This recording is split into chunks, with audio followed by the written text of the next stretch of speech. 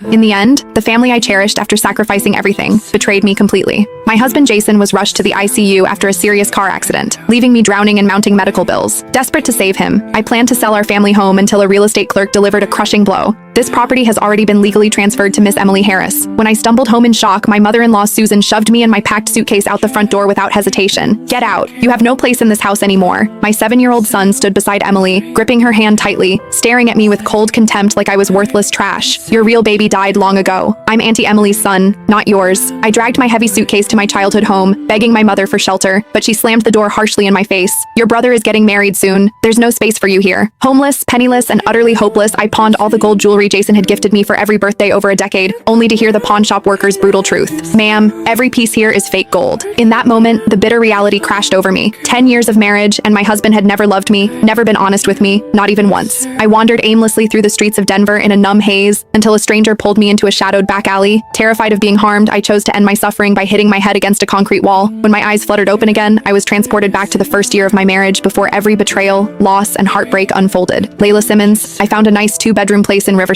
Could I borrow some money from you? It was after dinner, and I'd been relaxing on the living room couch, flipping through TV channels. Emily Harris, Jason's sister and hidden lover, sat closely beside me, subtly encouraged by Susan's sharp glance, testing how far she could manipulate me for cash. My head snapped sharply toward her, my gaze locking onto her perfectly polished, innocent-looking face. This was exactly how my past life's nightmare began. Jason and I had only been married 1 month when Emily first begged me for money. Back then, she'd lied about needing $60,000 for a commute car. I'd foolishly lent her $45,000, and she never repaid a single cent in 10 years. My intense stare made Emily flinch nervously. She twisted her fingers together and inched back on the couch cushion. "I know this is a big ask, but your marriage to my brother drained our family savings completely. I just graduated and need housing close to my new job. I have no one else to turn to but you." Susan quickly stepped in with a fake warm smile to pressure me further. "It's our fault we lack savings. Between the $150,000 house payment, $27,000 bride price, and $30,000 wedding banquet, we're broke. Emily needs her own home, and as her sister-in-law, you should help." Marrying their son had turned me into their personal bank. I'd personally contributed $75,000 to the house down payment, paid a $30,000 car as my dowry to match their bride price, and Jason would have hosted a wedding no matter who he married. Yet every expense was unfairly pinned on me. "Layla," Emily tugged my sleeve, putting on a cute, helpless act. I turned off the TV, my voice flat and unyielding. "I'll lend you the money, but this is my premarital asset. You must sign a formal IOU with a clear repayment date, interest rate, guarantor, and collateral." All color drained from Emily's face. She shot a panicked look at Susan for help. Susan shot to her feet, furious. "What do you mean premarital asset? You're part of our family now. Why act like we're strangers? Making your sister-in-law sign a loan contract will make our entire family a laughingstock to relatives." I picked up an apple and peeled it slowly, unfazed by her anger. "I've been married barely a month and already dipping into my personal savings for your family. Strangers might think I'm buying my way into this marriage. That's far more embarrassing." Susan's jaw clenched